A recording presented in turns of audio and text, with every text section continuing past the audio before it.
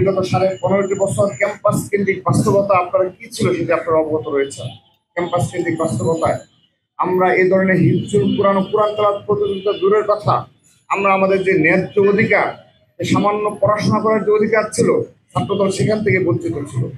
তো সে কারণে আমরা 5 আগস্টের পরে প্রথম যখন এই সুযোগটি পেয়েছি, তখনই আমরা আমাদের শহীদ রাষ্ট্রপতি জিয়া রহমান এবং দেশনেত্রী বেগম খালেদা জিয়ার সময়ে এ ধরনের প্রতিযোগিতা চালু ছিল।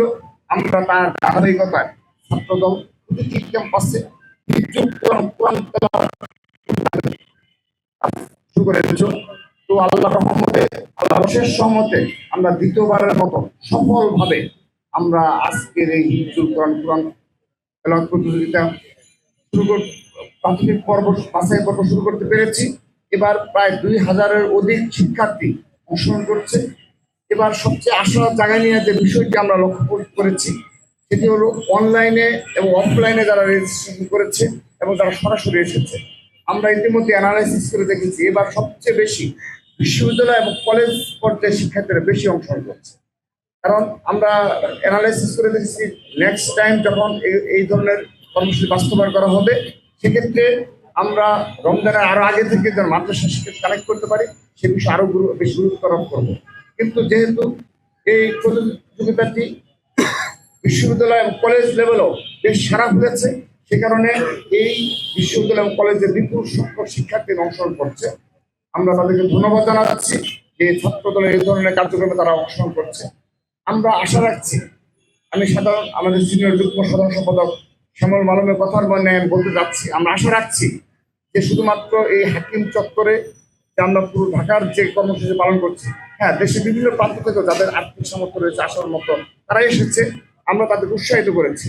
কিন্তু এটি যেন প্রতিটি জেলায়, প্রতিটি শিক্ষা প্রতিষ্ঠানে আমরা বাস্তবায়ন করতে পারি, সবার নিকট দোয়া পাচ্ছি যেন নেক্সট পরবর্তীতে ইনশাআল্লাহ ধারাবাহিকতা পরবর্তী ছাত্রদের ইনশাআল্লাহ অবশ্যই বাস্তবায়ন করবে। সেই সাথে আরেকটি বিষয় বলছি যে অনেক লড়াই সংগ্রাম শেষে ছাত্রদল আজকে এই পর্যায়ে এসেছে। আমরা বিগত 2 বছর, আপনি বিশেষ করে 1.5 বছর সময়ে ক্যাম্পাস কেন্দ্রিক অনেকগুলো এ ধরনের কর্মসূচি আমরা বাস্তবায়ন করেছি। বিশেষ করে ঢাকা বিশ্ববিদ্যালয় আপনি দেখবেন সাধারণ শিক্ষার্থী বান্ধব অনেকগুলো কর্মসূচি আমরা বাস্তবায়ন করতে পেরেছি। তো এই ধরনের কর্মসূচি আগামীতেও সামাজিক সাংস্কৃতিক কর্মসূচি বলেন, এ ধরনের ইসলামী মূল্যবোধ ধারার কর্মসূচি বলেন, সব ধরনের কর্মসূচি নতুন ভাবে ইনশাআল্লাহ ছাত্রদল শুরু করবে এবং সেটি আমরা দৃশ্যমান ভাবে সাধারণ শিক্ষার্থীদের সাথে থেকেই আমরা সেই কর্মসূচি বাস্তবায়ন করব। এবং সেই সাথে একটি বিষয় স্পষ্ট করছি, আগামী ছাত্রদল হবে পলিসি নির্ভর ছাত্রদল এবং সেই ওয়েলফেয়ার পলিটিক্স। আমরা পলিসি এবং ওয়েলফেয়ার পলিটিক্সের অপূর্ব সমন্বয়ের কথা বলি ইনশাআল্লাহ।